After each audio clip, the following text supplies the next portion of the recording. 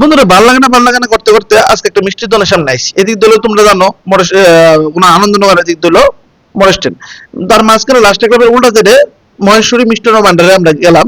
Gear পরে দেখলাম নানান ধরনের মিষ্টি দেখতে পেলাম এবং গরম গরম পাওয়া যায় এবং বিভিন্ন অর্ডারও এখানে মিষ্টি পাওয়া যায়। এলাকা তো আমার তো দেখা তো লোভ লেগেছে কিতা কমু আর। এবার এখান থেকে দাদা আমার এক দুটো মিষ্টি দিছে, গরম গরম খাইলাম।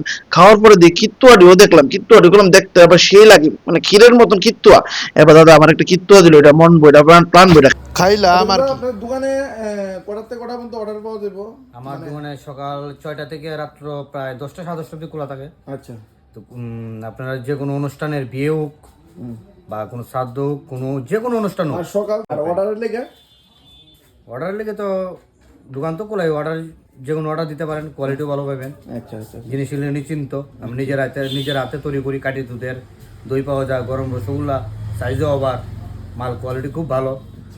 একবার নিলে আবার ঘুরে আসতে হবে নিশ্চিন্ত মনে।